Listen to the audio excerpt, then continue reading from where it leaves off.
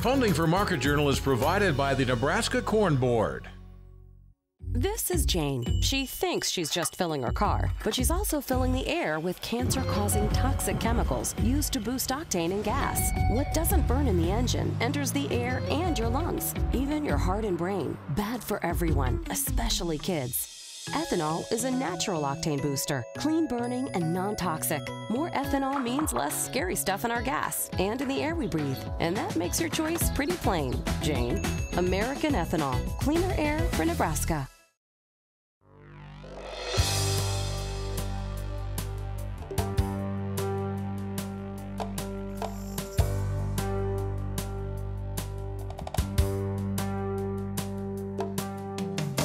Market Journal, television for agricultural business decisions, is a presentation of the University of Nebraska Lincoln's Institute of Agriculture and Natural Resources. Promotional support is provided by the Nebraska Farmer Magazine, and major funding for Market Journal is provided by the Nebraska Corn Board. Welcome to this week's edition of Market Journal. I'm Bryce Duskin. On this episode, Jeff Peterson discusses corn and soybean markets. Tim Mundorf talks about nitrate and phosphorus in tile line discharge. Jenny Rees explains the importance of soil moisture sensors. And Dr. David Holding shares information on new sorghum protein research. Heartland Farm Partners President Jeff Peterson is our market analyst this week. The U.S. Department of Agriculture released the monthly World Agricultural Supply and Demand estimates on Tuesday. Traders were not surprised to see USDA cut estimates for the South American corn crop.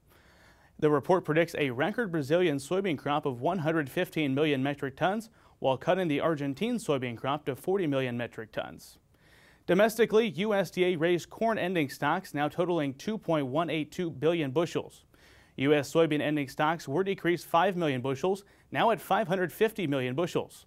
With the WASDE report released, traders and producers now look to planting progress. We spoke with Jeff on Thursday afternoon and began by asking him how the report looked for the U.S. Yeah, that was a good report that actually came out. We were always a little worried as we get the quarterly stocks numbers out of the way and exactly how they're going to incorporate those into the April, but we came out good. Actually came in 10 million bushels less on the corn side than what the trade was expecting. Now we were up 55 million bushels. That'd have been nice if it was lower, but it wasn't. They came in and they did lower the feed demand. And as a result, they also did go ahead and lower a little bit over there on the food, seed, and industrial use. And over similarly on the bean side, we're a little surprised. They actually came in 20 million bushels less than what we were expecting on the trade side. So that's always good to get it less than the trade, and actually came in even less than what we ended up seeing last month. That came in because we ended up seeing the crush higher. Unfortunately, we did end up seeing the seed and the residual a little bit lower, but overall it's still good. We're smaller than we were last year. Let's talk about the world numbers. What did we see, and were there any surprises for you? You know, overall on the world side, you never know quite what to expect there, but you know, I would say there was a few surprises, but let's start with some of the ones that were a little more certain. We expected to see them to raise the production on beans for Brazil. We also expected to see them lower the corn numbers from Brazil also. And I think we could see that number go down more as we go forward. I think there's some weather items that could come into play in the southern parts of Brazil. Argentina is where I'd probably say we ended up seeing some of our bigger surprises. And the big surprise came in the bean number. They overall ended up lowering beans 7 million metric tons. That's over 250 million bushels. Now there was a lot of talk that it would be that low, but you never know for sure whether or not the USDA will bring it down. Probably the bigger surprise though, Bryce, is the fact that since the discussion about Argentina got started, that crop came down 17 million metric tons, which would be almost 625 million bushels. Now, as you look at that, what impacts do you think that South America production will now have on U.S. markets? I think it's going to have, you know, there could be some bigger ones. I think we're probably going to see some bigger things overall on the corn side than the beans, but this bean story probably isn't done yet. The main reason I say that is that Argentina is a big player on the meal side. They take care of about 49% of the world's soybean meal exports. And we've seen some things happening this week that you don't see often coming out of Argentina, and that's the fact that they're actually booking some U.S. soybeans. Now, that's not that doesn't ever happen. It last happened back in 1997 when they had some tightness. In that particular year, they ended up bringing in about 18 million bushels. So far, between yesterday and today, they've booked about 5 cargoes of beans, which would amount to just shy of, say, 9 million bushels of beans so far. So it definitely will have an impact, and we'll have to keep an eye on Brazil and Argentina going forward to work into our marketing plans. WASDE is now behind us. What are the biggest factors we'll be looking at as we shift now into April? It's going to be all about U.S. weather. And you know, fortunately, we're kind of in a pocket where we probably have got some guys that are talking about planting sometime next week. We had a few that we're talking to today that said, you know, maybe late this weekend, maybe with the weather, we'll see. But the bigger thing that we're looking at on the crop progress, those numbers came out on Monday, showed we were just 2% planted nationally. 3% is kind of where we were at last year. 2% is where we're at on kind of a 5-year average. So overall, we're not off to a slow start, but I think what we've got though with the weather in the northern plains is going to be a slow and cold start to this planting. We're going to have to keep an eye on that. Well, you talk about the weather, and a lot of people are anxious to get back in the fields. They do think we're kind of behind right now, but as you mentioned, we're right on pace. Yeah, we aren't much off. I think the bigger concern is ultimately the forecast that we have in front of us still looks like it's not going to be ideal conditions by no means. Let's talk about spring wheat for a moment, and we might see some acreage just shifts in there, won't we? I think we possibly could. We're watching that very close. You know, there was about 1 million acres more being talked about in North Dakota, 400,000 plus in Minnesota. The big concern is they just don't have much planted yet. They got about 2% planted. 4% last year at this time is where they'd have been. 6% is kind of the 5-year average. The possibility that we could see is if they don't get as many of those acres planted, it could go ahead and move over to soybeans and give us some more soybean acres there. So we'll have to watch the Dakotas in relation to the spring wheat acres very close. As we begin to wrap up here, Jeff, let's talk about old crop and what action farmers should be taking on that. Yeah, I'd say on the old crop side, this is definitely an area, if you've got some bushels that are still in the bins on the old crop corn, I would use this scenario to make some incremental sales in here and just continue to work your way along. And as we move over also, I think it's a good time to think about those new crop sales, in particular on the corn side. If we would end up getting corn, our next target that we like would be in that 418 area. We think that's an area where you could make some additional sales if you haven't made some. However, we do think time is going to be our friend, and I think further we go down the road, we'll have an opportunity to make some, sales at higher prices than where we are today. Next week, Roy Smith joins us to look closer at corn and soybean markets. According to Tim Mundorf, National Sales and Training Agronomist for Midwest Laboratories, the high level of nitrates contained in water discharged from agricultural drainage tile lines has been a concern for decades. For his graduate research project, Tim sampled tile line discharge points in Iowa for nitrates and total phosphorus. In his research paper, he notes the water from the tile line discharge often contain nitrate levels exceeding the EPA maximum contaminant level goals of 10 parts per million. Tim joined us recently to explain his research and why it is important for producers to practice proper nitrogen and phosphorus management. So what I did is, and this was in the height of the city of Des Moines lawsuit going into those drainage districts in northwest Iowa. So I went to our family farms, which are in western Iowa, to look at what our nitrate levels were in our discharge water coming from our tile lines. And what I did is I went in there and sampled them approximately monthly. It wasn't exactly monthly, but through the growing season in 2016, had a look at those numbers, talked to my graduate advisor, Dr. Charles Wortman, and he asked me to do that as a graduate project. So in 2017, I came back and did more sampling. So basically monthly, I'd go out there and pull samples, and during the time I'm out there pulling the samples, I would also take a 5-gallon bucket that had a mark on for 3 gallons and use a stopwatch to time how long it would take me to collect 3 gallons, and I could do the math back for gallons a day, gallons a month, gallons per year, and taking those volumetric measurements every month, as well as taking the concentration measurements and taking those to the laboratory and have them analyzed. Both phosphorus and nitrogen can impact drinking water quality. According to Tim, 38 out of 44 water sampling events were above the safe limit of public drinking water of 10 parts per million nitrate nitrogen. For phosphorus, Tim noticed it was less of a contributing factor than soil erosion from surface water. In addition, the difference between corn and soybean production also influenced Tim's results on nitrogen levels. So the conclusions weren't what I thought. I really thought that by actively managing nitrogen, I could have an immediate impact on those tile line drainage numbers, and that really didn't seem to be the case. The tile line discharges under soybeans were a lot of times as high, sometimes even higher, than the tile line drainage discharge points coming from drainage under corn. So, even with 0 nitrogen applied in soybeans, which are pretty good at taking up nitrogen out of the soil that's mineralizing naturally, I still had high, above that 10 part per million threshold concentrations of nitrate nitrogen. And under the corn acres that were receiving 150 to 200 pounds of applied nitrogen, there wasn't that much difference between the corn acres and the soybean acres.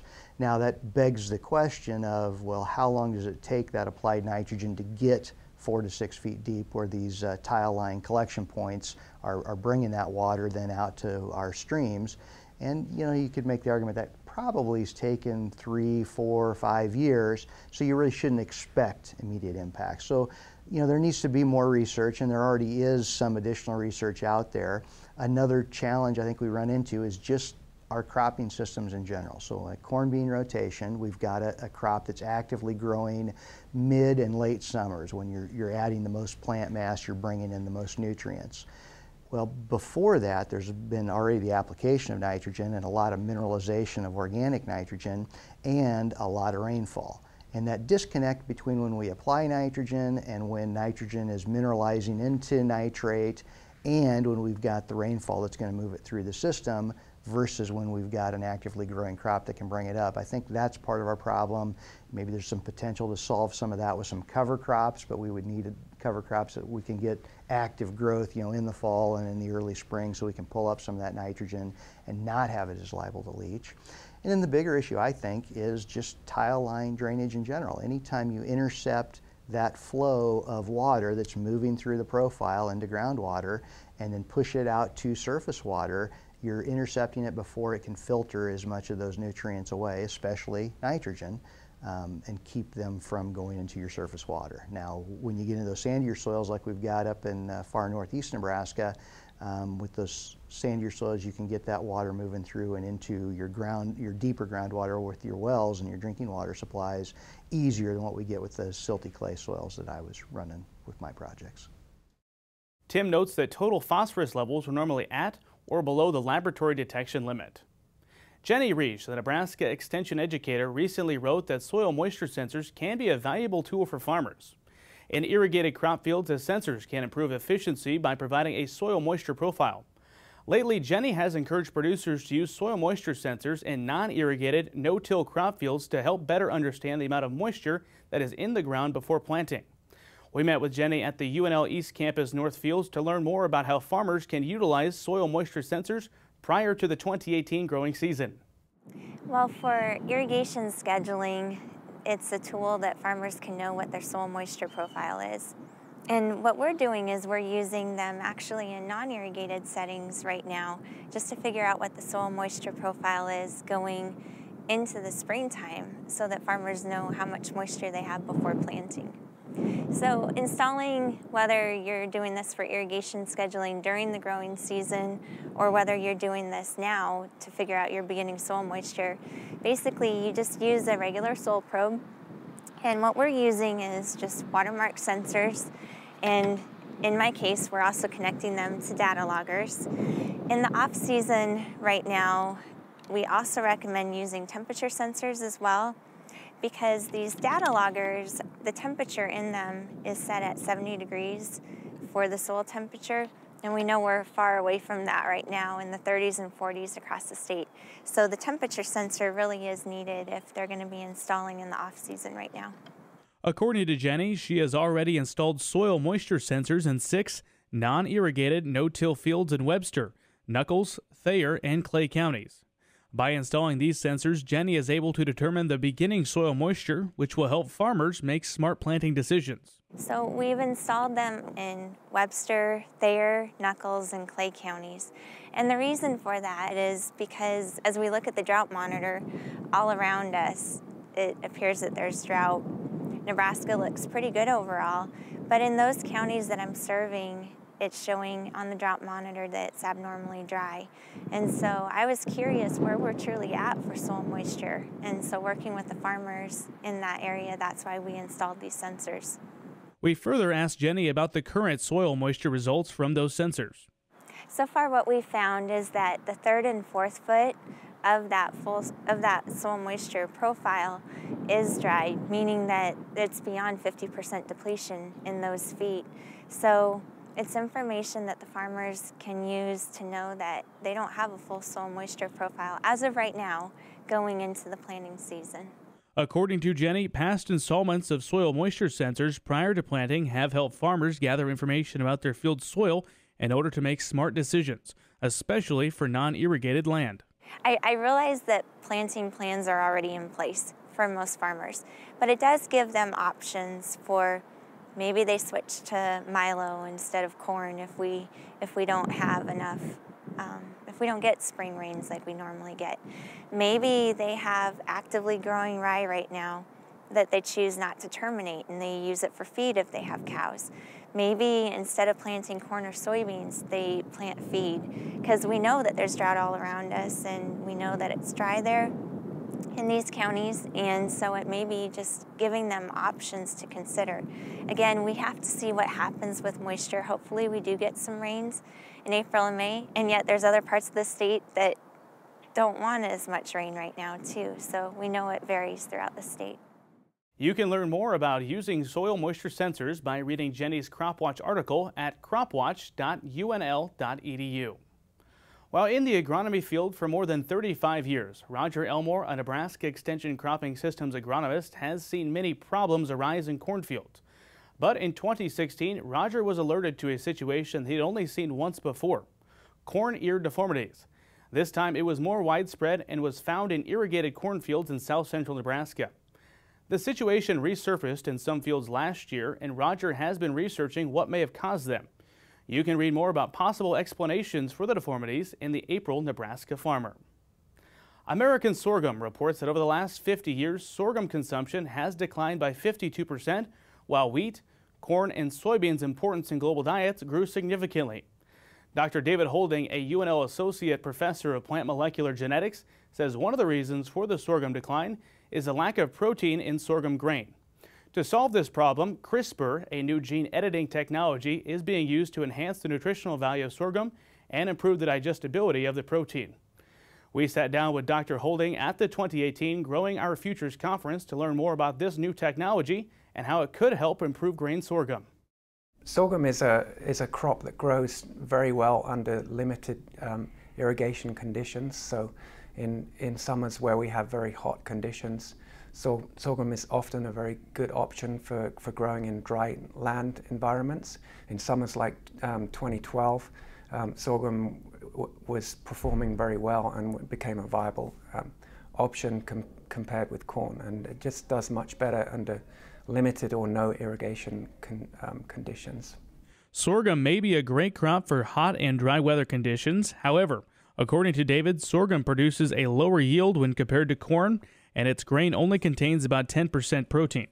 Sorghum's protein is deficient in lysine, which is an essential amino acid needed for the diets of humans and monogastric livestock such as pigs and chickens. Okay, so the proteins that accumulate in grains such as corn and sorghum are deficient in lysine because they have a preponderance of the so-called prolamine storage proteins. Those dominate the proteins.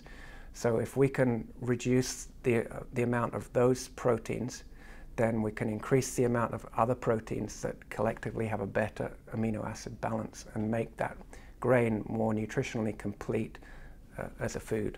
In order to create a better amino acid balance in sorghum, David is using the strategy called CRISPR. The game-changing aspect of CRISPR with respect to crop biotechnology is that we can make those gene edits and then we can go in and remove that transgene just with a simple cross. So in the process of breeding that crop, we can cross it to whatever germplasm we want our trait to be in, and in the process select against the transgene.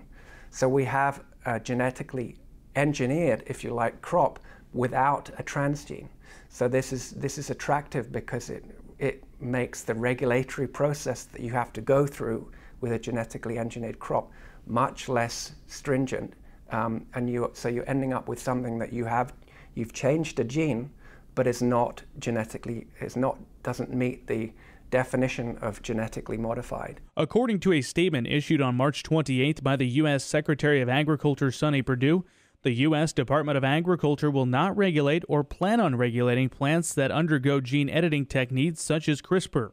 Therefore, plant varieties can undergo changes such as a genetic deletion of any size, single base pair substitutions, insertions from compatible plant relatives, and complete null segregants. We have been using CRISPR to target the prolamine storage proteins. And the way we have innovated this is that we've used it to target not just a single gene, but the whole of the prolamine family, if you like. The reason we were able to do this is because that family have a very similar DNA sequence.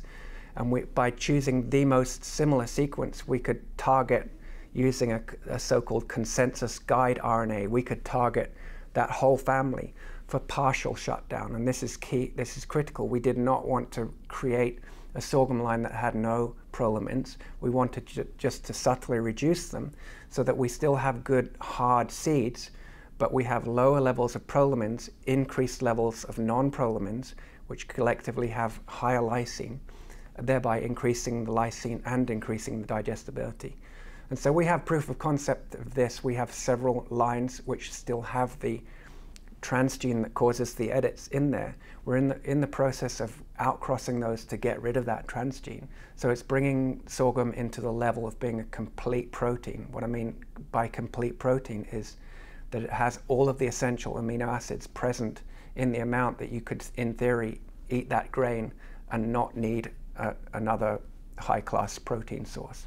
Although gene editing can be used to protect crops from droughts and diseases along with eliminating allergens, the goal of David's research is to enhance the nutritional value of sorghum and improve the digestibility of sorghum proteins through gene editing. My take on this is not making sorghum a better crop in terms of its heat and resilience and water and nitrogen use efficiency. Sorghum already has that, okay? What we need is ways to make sorghum more attractive in the end product. So one of the things about sorghum is this is an alternative grain to wheat, and everybody has heard of increasing prevalence, or at least awareness, of gluten intolerance, be it celiac disease or celiac independent gluten intolerance.